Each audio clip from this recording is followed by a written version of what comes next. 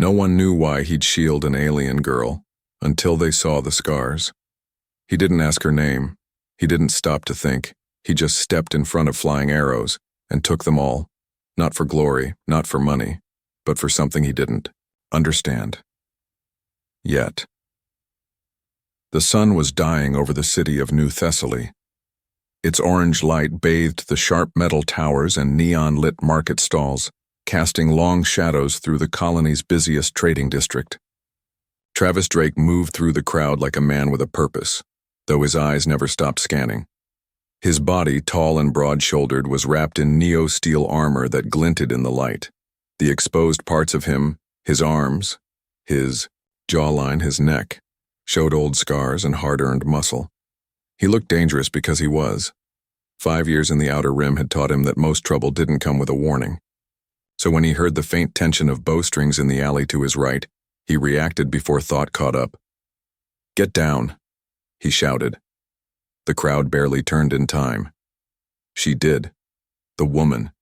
The alien. She turned with wide violet eyes, her glowing, skin catching the sun like polished stone. Her purple hair flowed behind her like a silk river. She looked like something out of a dream, or a trap. Then the arrows came. Travis moved. 3 steps. That was all it took to put himself between the attacker and her. The first arrow slammed into his shoulder plate and bounced off. The second pierced a gap in his armor, biting deep. The third and fourth followed, slicing into his back with a hot sting that made his vision blur. Pain hit like a wave, but he didn't fall. Not yet. Around him, the crowd screamed and scattered.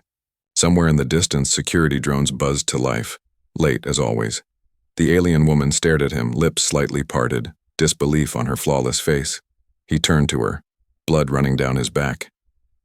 "You hurt?" he asked through gritted teeth. She blinked, then shook her head. "No. You saved me." "Good," he muttered, legs wobbling. "We need to." He didn't finish. Darkness came in from the edges of his vision, and he dropped. She caught him, stronger than she looked. His last thought before he passed out was that he'd probably ruined a perfectly good set of armor for someone he didn't even know. He woke to warmth. There was softness under his cheek, something firm, yet gentle, and a smell like flowers from a world he couldn't name. His eyes stayed shut. His body was too tired to care, but his brain was alert. Healing gel touched his back, cold and tingling. Someone was tending to his wounds. "I can't believe he survived all that," a soft voice said. "Musical. Not human. Your biology is astonishing." Travis knew that voice. Or at least he remembered hearing it just before the pain. Her, the alien woman. He stayed still, letting her work. Her hands moved with care. Fingers traced his scars, both old and new. She was talking to herself, maybe thinking he was unconscious. 3 arrows, she whispered. And he didn't even hesitate. Her hand moved up his spine, then lower. "What kind of man are you, Travis Drake?" "Still trying to figure that out," he said without opening his eyes. She gasped, hands freezing on his skin. He opened one eye and looked up at her. Her face flushed a darker shade of purple, like a sunset on a foreign world. "You're awake," she said, voice rising a pitch. "Yeah? For a few minutes now." He grinned. Didn't want to interrupt. "You seemed really into studying my scars." She straightened, clearly embarrassed. I was treating your injuries." "Sure," he said. "Totally professional. I get it." She crossed her arms, which only made him more aware of how close she still was. "You're a scoundrel." "I've been called worse." Despite herself, she smiled. He pushed himself up slowly, wincing as fresh pain lanced through his side.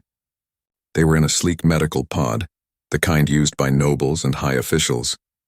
The room was all crystal panels and humming tech, not the kind of place someone like him usually woke up in. "You're not just anyone," he said, looking at her gown, the way it shimmered with tiny data lights. "Your nobility." I'm Lady Varia Nellor, daughter of House Nellor," she said with a slight bow of her head. "Third house of the Crystal Spires." That explains the hit squad. She frowned. I don't know who sent them, but yes, it's likely political. And I just happened to be in the way. You jumped in the way, she corrected, her voice softer now. Why? He looked at her, this strange alien woman who didn't owe him anything, but had stayed at his side for hours. Because someone was about to die who didn't deserve it, he said simply. Didn't matter who. She stared at him like she'd never seen a human before. Maybe she hadn't. Well, she said, voice quiet now. Then I owe you a life. You don't owe me anything. I disagree, she said, stepping closer. And in my culture, a life saved is a bond formed. Travis wasn't sure what that meant yet, but he had a feeling those arrows were just the beginning. Travis Drake wasn't used to waking up in silk sheets. He definitely wasn't used to waking up with his head in an alien noblewoman's lap. Again. Yet here he was, eyes blinking open in the soft light of a private suite, lying half on his side, head resting against the same chest that had cushioned his face earlier. The scent of her was still there.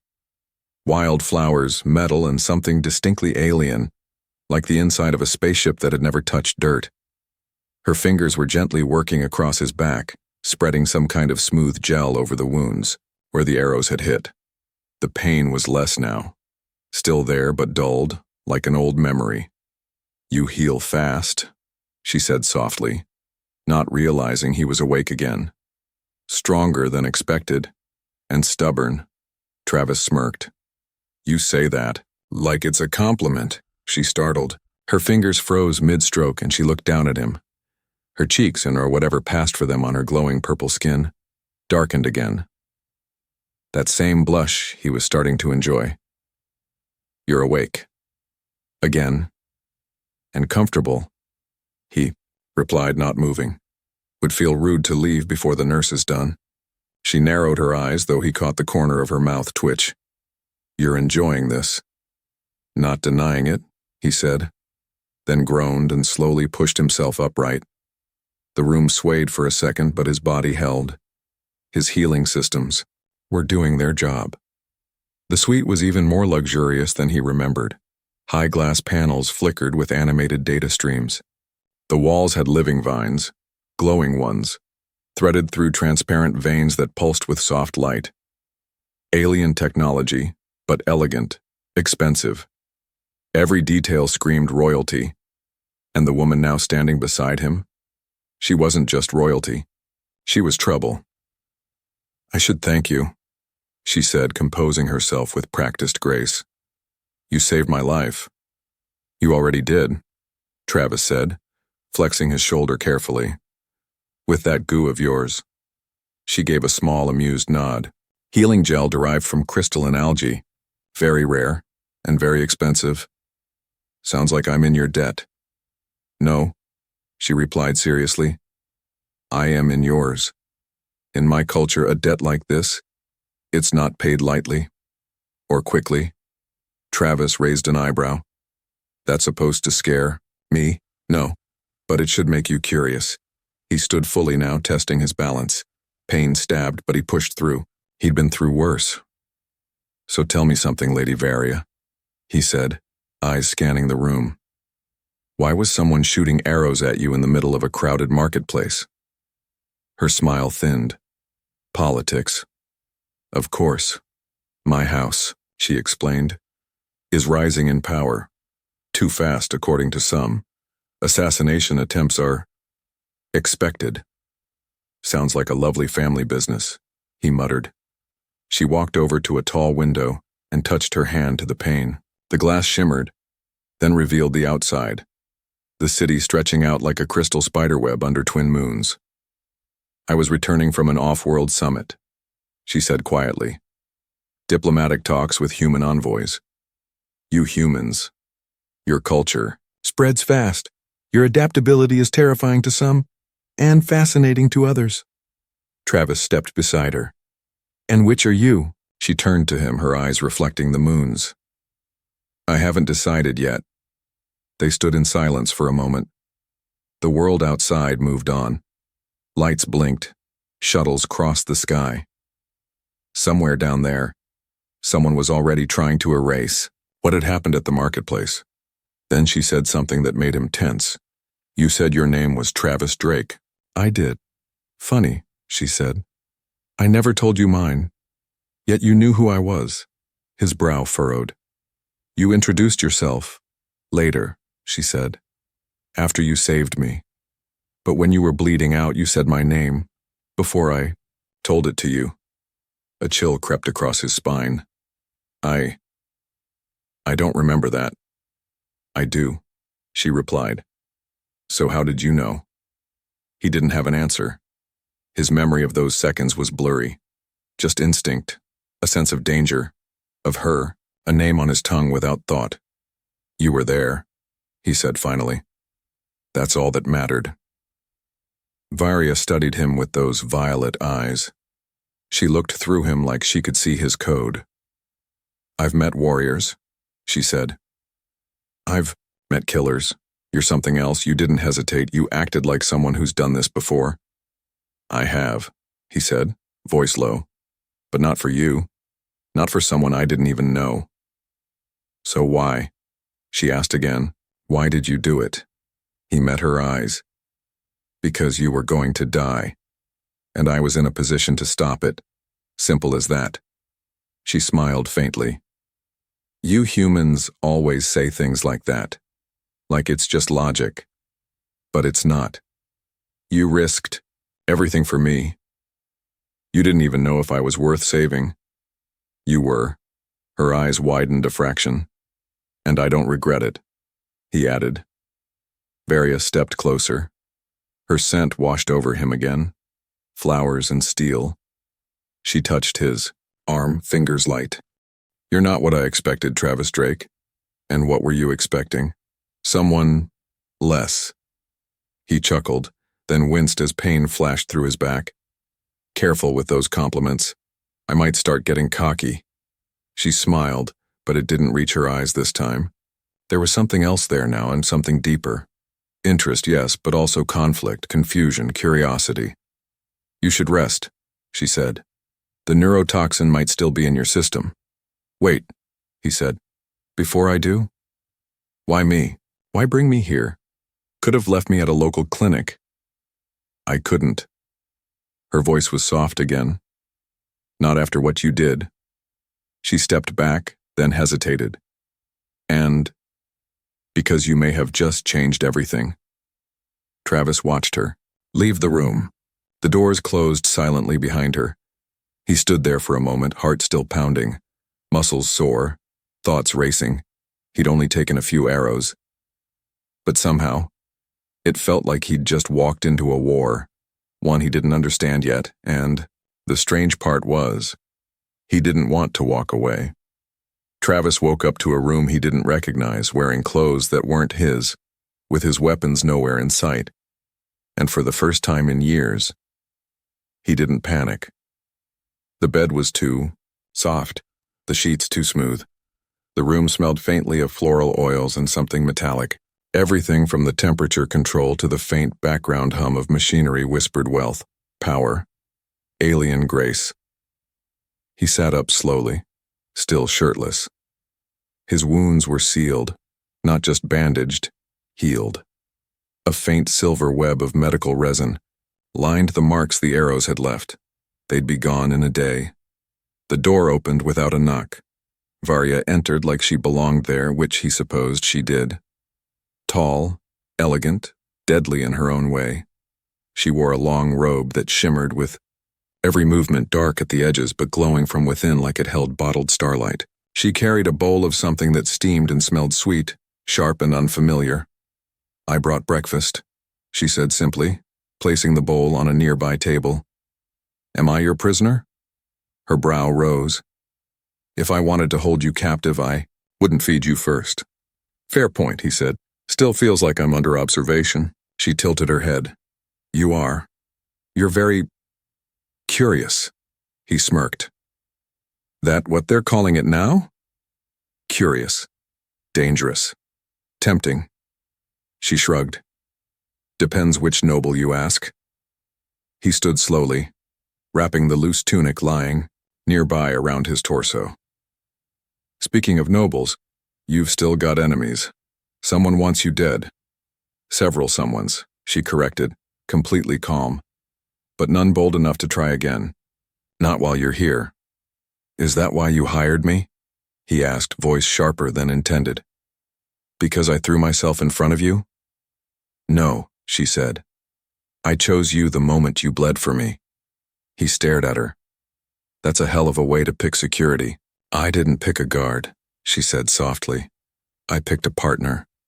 Silence fell between them. You barely know me, he said. I know enough, she replied. You jumped in front of arrows, not knowing who I was, not asking what you'd get in return. That speaks louder than titles or bloodlines. He laughed once, bitter. You nobles are all the same, romantic when it suits your purpose. She moved toward him. Slow, controlled.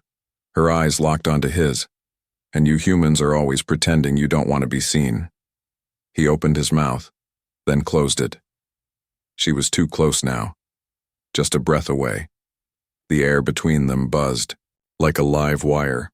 Her hand reached up, not to his face, but to his shoulder, where the worst arrow had hit. She traced the scar with her fingers. A deliberate move. Intimate. Not quite an invitation, but definitely not harmless. You don't scare easy, she said. I've been through worse. I know. I read your file. He pulled back slightly. You looked into me? Of course, I did. My father demanded a full background check before I brought you here. Travis Drake, former ground assault captain, dishonorably discharged after refusing to follow orders that would have cost civilian lives. Since then, Outer Rim freelance security. 3 uprisings, 2 evacuations, and 1 very ugly pirate situation. He folded his arms. And yet you still brought me to your palace. I admire disobedience, she said, especially when it's aimed at stupid authority. He didn't know whether to be flattered or alarmed. You said partner earlier, he said. What exactly do you mean by that? She gave him a look, the kind that peeled layers off a man without touching him. You're not stupid, she said. You know exactly what I meant. A long silence stretched between them again. He looked at her, this alien noblewoman who spoke like a queen, and stared at him like he was the last thing standing between her and everything she wanted. Then she stepped back. Just a little. My father wants to see you, she said. He doesn't usually entertain outsiders, but he's made an exception. Because of the arrows? She smiled. Because of the possibility. He didn't like the sound of that, but curiosity beat caution. The palace interior was even more dazzling than he'd expected. Towering crystal columns, reflective floors, floating lights that adjusted as they walked past. The walls sang in low, harmonic pulses, something to do with Lithian emotional resonance. The air itself felt alive. She guided him through it all, like a tour guide with a secret. As they reached the entrance to the Lord's private chamber, she paused. One more thing, she said. He will test you, I figured. He's not like me, she added, softer now. He's older, colder, and he plays the long game. What's the game? She looked at him, and for the first time he saw fear in her eyes. Changing. The future, she said, and you're the wild card. Before he could answer, the doors opened with a silent command. Lord Neller sat at the top of the chamber, surrounded by transparent data streams and rotating genetic models. His skin was a deep violet, nearly black, and his eyes glowed faintly. Not natural, not cosmetic. Enhanced. Captain Drake, the Lord said without standing. Let's talk about your blood. Travis froze. Excuse me? Not your spilled blood, the noble corrected. Your heritage, your species, your potential. I've waited a long time for someone like you to arrive. Travis glanced at Varia. She wasn't smiling anymore. What is this? He asked. The old noble gestured. The floating models shifted. One showed human DNA, the other Lithian. Then both began to intertwine. Once, a long time ago, Lord Neller said, our bloodlines touched, quietly, Secretly, the result was power. You're saying we've done this before? I'm saying, the Lord said calmly, we're going to do it again, you and my daughter. Travis blinked. So this wasn't about the arrows. This was a setup? The Lord smiled. No, Captain, this is destiny. Travis opened his mouth. But before he could respond, the chamber lights dimmed. Warning tones echoed through the crystal halls. Unscheduled breach in outer perimeter, a cold voice intoned. Armed intruders approaching. Varia drew her blade. Travis reached for a weapon he didn't have, but her hand met his.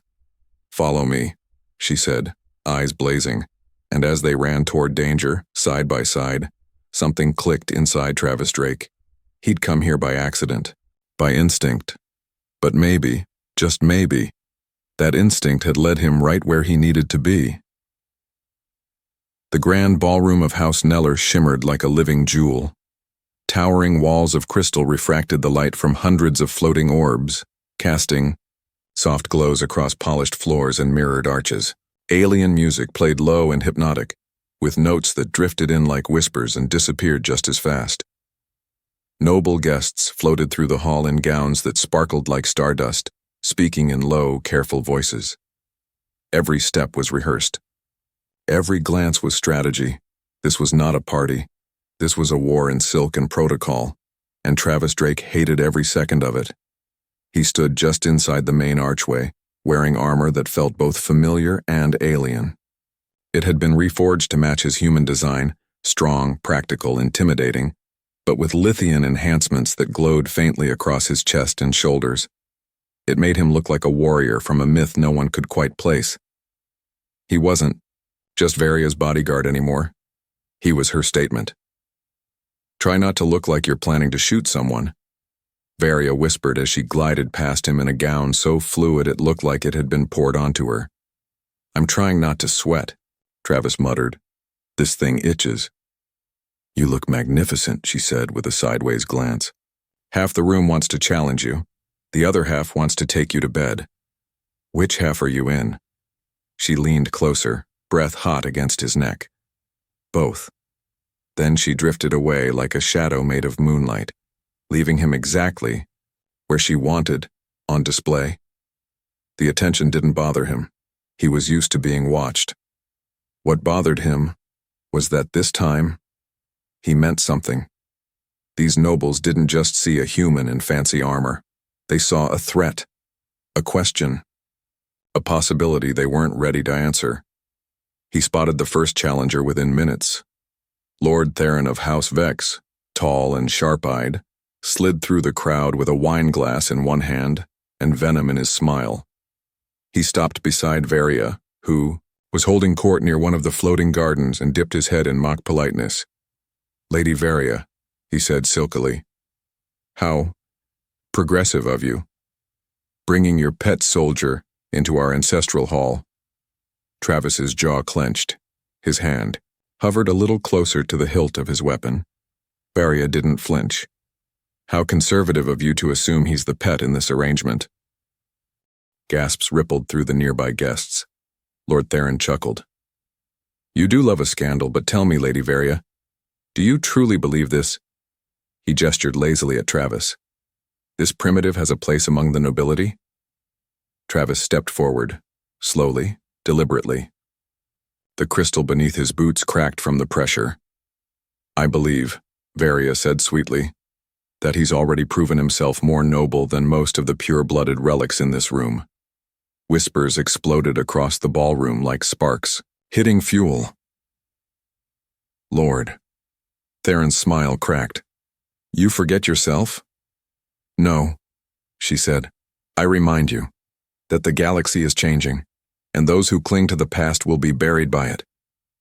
Travis didn't say a word. He just stared Theron down. The kind of stare that once made pirates drop weapons and run. It worked here too. The noble blinked, adjusted his sleeve, and stepped away, face tight with humiliation.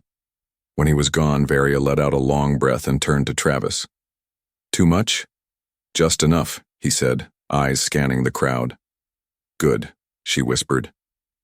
Because there's more coming. The rest of the evening was a balancing act on a blade's edge.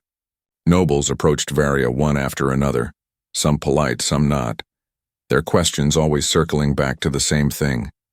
Travis. The human. The outsider. The one who bled for her and then dared to stand beside her. They wanted to know if he was a tool, a lover, a symbol, or all three. Varia gave them answers without ever telling them anything real.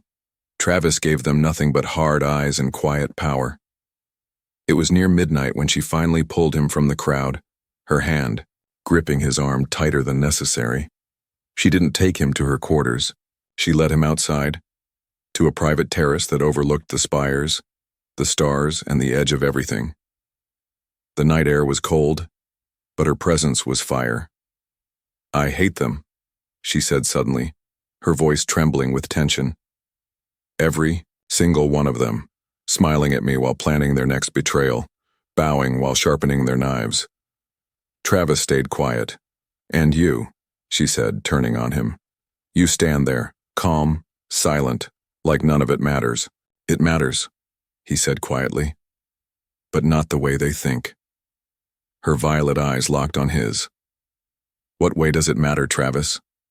He stepped closer, his body heat pushing back the cold air between them. "They think I'm here because I want a title, or a throne, or some alien princess to sleep with." Her eyes flickered. "And? I'm here," he said, voice low, "because I jumped in front of arrows, and I'd do it again. Not because of politics or bloodlines, but because of you." She swallowed. "Even knowing who I am?" He nodded. "Especially knowing." Silence. Then she reached for his hand, the one with the old scar across the knuckles.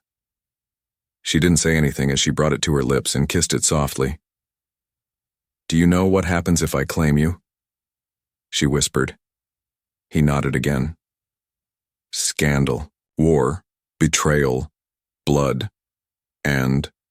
Her lips curved. "And we make history." He pulled her into him, rough and hungry. The kiss was not noble, not gentle. It was fire meeting storm. Somewhere far below, nobles were still pretending to rule. Up here, under twin moons and glittering stars, Travis and Varia were doing something far more dangerous. They were falling, and neither of them had any plans to stop. The highest spire in House Nellor wasn't built for comfort. It was built for vision. The circular chamber at the top had no solid walls, only shimmering panes of living crystal that curved upward into a transparent dome, giving a 360-degree view of the capital below and the endless stars beyond. The city looked like it had been carved from frozen lightning. Travis stood at attention near the center, arms crossed, pulse steady despite what was coming. Varia stood beside him, more formal than usual, her hair tied in elegant loops, her gown cut sharper, her eyes unreadable. Across from them, Lord Nellor watched from behind a suspended web of holographic strands. They moved around him like threads of light, data, DNA sequences, ancient records, things too complex for most to understand. But Travis wasn't most people. "You brought me up here for a reason," he said finally. Lord Nellor nodded. "It's time you understood why you matter." "Because I saved your daughter?" "No, that was the symptom." He waved a hand, and the glowing strands shifted. 2 DNA helixes rotated slowly in the air, one human, one Lithian. "Your kind has always fascinated us," the Lord said. "Fast learners, ruthless survivors, emotionally chaotic but adaptable. That last trait is your greatest weapon." Travis studied the holograms. He didn't speak. "House Nellor," the noble continued, "was once condemned for what I'm about to tell you. 1,000 years ago, we committed a heresy. We bred outside our species." "With humans?" Travis asked. Lord Nellor's eyes glittered. "Yes. Your kind had reached the stars before. You lost that technology in one of your many collapses, but we remember. We kept the blood alive and hidden, quiet, blended into our lines."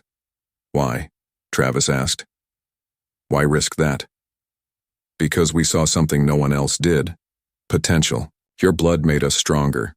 Your instincts sharpened ours." He walked closer, motioning to the DNA strands again. Most of the noble houses have grown stagnant. They preserve their lines, their purity, but they've forgotten evolution. We haven't, Travis looked to Varia. Her jaw was tight. This wasn't a surprise to her. She'd known all along. So you've been waiting for someone like me? He said. Lord Neller gave a faint smile. We've been breeding for someone like you. Travis didn't flinch. That's supposed to impress me? It's supposed to explain what happens next. Before he could respond, the security panel at the edge of the room flickered red. An alert scrolled across the crystal. Breach detected, inner perimeter, unauthorized armed personnel, Sector 7, right on schedule, the Lord said calmly, turning away. House Vex always did prefer dramatic timing. Travis turned toward Varia, already stepping between her and the entrance. You knew this was coming? I suspected, she said, drawing a compact plasma blade from the folds of her gown. Lord Neller activated a console. The room lit up with a network of glowing lines, hidden defenses now armed. We needed to see if you were more than theory, the Lord said. So yes, this was a test, but don't worry, they're very real assassins. You used your daughter as bait, Travis growled. She's the one who insisted you were worth it, Lord Neller said evenly, and she's not exactly helpless. Varia's smile was thin. I told you, I don't do damsel. Footsteps echoed beyond the door. Boots. Multiple. Coordinated. Travis grabbed a plasma rifle from a concealed wall panel. It powered up, in his hands with a low hum. The moment felt familiar, comforting in a violent way. Let's dance, he said. The first attacker didn't even make it through the doorway. A security field triggered, encasing him in a stasis shell. The second and third entered together, one with a pulse hammer, the other with a disruptor. Travis didn't hesitate. He moved like a weapon built for this exact moment. Years of training, enhanced instincts, muscle memory honed in blood. It all came alive. He ducked under the disruptor beam, slammed the butt of the rifle into the first assassin's jaw, spun, and dropped the second with a burst of stun fire to the spine. A fourth tried to flank him. Varia sliced his leg at the knee and drove her blade into his side. She fought like a dancer made of knives. Efficient, deadly, beautiful. They moved. Together like a storm, calculated chaos in harmony. 5 more came. Didn't matter. The attackers were trained but unprepared for resistance like this. They expected to kill a fragile noble and intimidate a human bodyguard. They didn't expect a combat veteran who once cleared an entire pirate base alone. They didn't expect House Neller to weaponize its own palace. As the last would-be assassin hit the floor groaning, Lord Neller calmly walked forward and looked down at the wreckage. Very good, he said. They'll live. That's important. I want confessions. You played us both, Travis said, chest heaving. Put her in danger. Put me in danger. Just to see if your plan worked. I played a necessary move, the Lord said, and now I have proof. You're the one we've been waiting for. Travis wiped blood from his face. You want a soldier? No, the Lord said. I want a symbol, a beginning. Varia moved beside Travis, sliding her hand into his. You took arrows for me, she said softly. But this is bigger than that now. You don't have to stay, you can walk away. No more tests, no more politics. Travis looked at her, then down at their joined hands, human skin, alien violet. Blood on both, fire in both. No, he said finally. I don't walk away from a war that matters. She squeezed his hand. Then we win it together. From the broken bodies at their feet to the city lights far below, Travis saw the road ahead. Not easy, but worth every scar. The silence in their private chambers wasn't peaceful. It was thick, charged. It pressed against the walls like a held breath. Travis stood by the window, shirtless, a half-healed scar stretching across his shoulder. The same one where the first arrow had landed days ago. The crystal panels reflected twin suns rising over the Capitol, casting golden light through the spires. Behind him, Varia sat at the edge of the bed, her long purple hair falling down her bare back like a royal waterfall. She hadn't spoken in a full minute. That alone told him the news wasn't small. He didn't turn around when he finally asked, "Is it mine?" Her voice was soft, almost a whisper. "Of course it is." He turned slowly. Her hands were resting on her stomach, now not dramatically, not in some staged gesture, but gently, protectively. Natural. His heart skipped once, maybe twice. "You're sure?" She nodded. "The scans don't lie, and I waited to be sure before I told you." He walked to her, slowly, like he was approaching something sacred. He knelt down in front of her, eyes level with her belly. "I didn't think," he started, then stopped. "Didn't think humans and Lithians could actually make this work." Her smile was quiet but full of wonder. "Apparently we make more than just trouble together." He reached out, then paused. "Can I?" She took his hand without hesitation and pressed it gently against her skin. It was warm, alive. And then he felt it, the faintest ripple, a twitch under his palm, a movement. It wasn't just real, it was his. Their child, half human, half Lithian, born of blood, war, and one impossible choice in a back alley under setting suns. "You okay with this?" he asked her quietly. "I was terrified," she admitted. "Still am. This changes everything."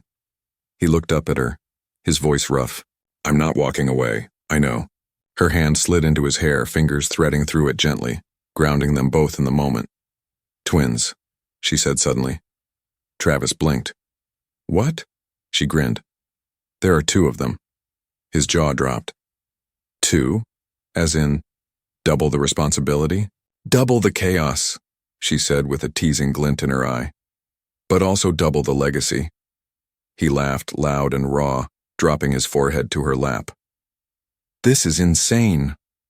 You're the one who took arrows for a stranger." "I didn't. No, it would lead to diaper diplomacy." She giggled. The kind of laugh that came from deep inside, not fit for a noble ballroom, the kind she only let him hear. But the peace didn't last. A soft chime rang through the chamber, high and polite, but urgent. A palace alert. A message coming in through the High Council channel. She rose and walked to the console, pulling her robe around her as she activated the hologram. The message was already waiting. A summons from the High Council of the Crystal Spires. Subject, Declaration of Hybrid Lineage. "This is it," she said. "They know. Already? You don't hide a pregnancy like this in a noble house," she said. "Rumors move faster than starships." He stepped behind her, wrapping his arms around her waist, resting his chin on her shoulder. "What do they want?" "To see us. To see the proof. To decide," she said bitterly, "if this child is a miracle or a threat." The council chamber was a marvel of alien architecture, a dome taller than any structure Travis had ever seen, made entirely of transparent crystal that refracted light into 1,000 shifting rainbows. Beneath its glowing center stood the most powerful figures in Lithian society, nobles robed in history, tradition, and fear. Travis stood beside Varia, hand in hers, armor polished, stance steady. She wore formal court robes, layers of shimmering fabric draped around her, and at the center of it all, a subtle but undeniable swell in her abdomen. It wasn't just symbolic. It was defiance in silk. The moment they stepped into the center of the chamber, the whispers started. "Impossible. Confirmed?" "Contamination." Varia raised her chin. "Let it be known," she said, voice clear and sharp, "that House Neller confirms the hybrid lineage of the next generation." Gasps echoed. A few nobles stepped back like she was radioactive. Lord Theron of House Vex stepped forward, eyes burning with rage. "You risk everything for a mongrel child." Travis didn't move. Varia didn't flinch. "I risk everything for the future. It's a half-breed," Theron spat. "An experiment, not a legacy." Travis finally spoke. His voice wasn't loud, but it cut through the noise. "Say what you want about me, but that child, my child, is stronger than any of your bloodlines because it wasn't made in arrogance when it was made in sacrifice." Theron scoffed. "You really believe your species belongs among us?" Travis stared him down. "We didn't ask to belong. You're the ones trying to keep us out while building walls out of fear." The chamber rippled with murmurs. A few nobles looked uncertain, a few interested. Then Lord Nellor stood from his high seat. "My grandson, or granddaughter, will inherit the strength of two worlds. Their bloodline will carry the instincts of survival and the discipline of power. This union is not a mistake. It is evolution." Travis felt Varia's grip tighten. "In fact," Lord Nellor continued, voice hardening, "to oppose it is to oppose the very future of our species." One by one the council shifted. Not all of them agreed, but the tide was turning, not toward acceptance, not yet, but toward inevitability. The future wasn't coming. It was already here, growing inside Varia Nellor. Back in their private chambers hours later, Travis lay beside her exhausted. Her head rested on his chest, one leg draped over his body. Her hand curled over her belly like a shield. "You know what this means, right?" he said. "That I've doomed us both to a lifetime of diplomacy and assassination attempts?" He chuckled. "That we're going to be targets, forever." She lifted her head and kissed the scar on his shoulder. "Then you'll just have to keep stepping in front of the arrows, and you'll just have to keep stitching me back together." "I will," she said. "Every time." He looked down at her, this woman, this alien, this impossible partner, and knew something deep in his bones. He wasn't just fighting for her anymore. He was fighting for them, for the two heartbeats that hadn't even entered the world yet, and for the day they'd look up at him and ask why the stars look so different from the ground. He'd tell them, because their father changed the galaxy, one scar at a time. The morning of the convergence. Ceremony rose like no other before it. Twin suns pierced the horizon, casting long shadows over the capital. The crystal spires blazed with light, their surfaces humming with colors that danced between alien and human wavelengths, as if the very city was holding its breath. From every world, from every seat of power, they came: nobles, diplomats, historians, skeptics, some curious, some furious, all aware that today was not just ceremony, it was history. Inside the high observatory chamber, Travis stood in his new ceremonial armor, part military, part regal, designed by both human engineers and Lithian artists. His chest plate bore no house, sigil, only a single carved line across it. A scar, a reminder. Varia entered beside him, radiant in layered robes spun with human silk and Lithian weave. The cloth glowed faintly over her round belly. 8 months pregnant, carrying the galaxy's most whispered about bloodline, and still more composed than any noble in the room. They walked together onto the raised platform, side by side. Not behind, not beneath. Together. Lord Nellor's voice echoed through the chamber, amplified by the crystalline acoustics. "We gather not for alliance, not for treaty, but for recognition, of evolution, of choice, of shared blood." He gestured toward Travis and Varia. "Today marks the formal union of humanity and Lithian legacy, forged not through conquest, but through sacrifice." A massive projection lit up behind them. Images of Travis taking the arrows, of him and Varia side by side at the council, and of their unborn children, their scans, their hybrid DNA. Whispers erupted again. Cameras hovered in the air. Historians watched, recording every moment. Then came the declaration. By decree of House Nellor and recognized by a majority of noble houses, Lord Nellor said, the hybrid lineage carried by Varia Nellor and Travis Drake shall be recognized as a new sovereign bloodline, uniting the strength of two species. Not everyone clapped. Some nobles turned and left. Some sat stone-faced, but others stood, clapped, bowed. Not just to the title, to the risk, to the truth. Later, on a quiet terrace high above the city, Travis and Varia stood together in silence, watching the sunset filter through the crystal towers. The ceremony had ended. The politics would drag on for months, but this moment, was theirs. "They'll still come for us," Travis said. "Some of them." "They will," Varia agreed. "And they'll fail." He smiled, but his eyes were distant. "Do you regret it?" he asked. She turned toward him. "Regret? Letting this happen. Letting me happen." She reached up and touched his face. Rough jaw, scarred cheek, the silent strength of a man who never planned to become a symbol. "I don't regret a second," she said. "You changed everything, Travis, and you did it without permission." He chuckled. "That sounds like me." She took his hand and placed it on her stomach. The twins kicked.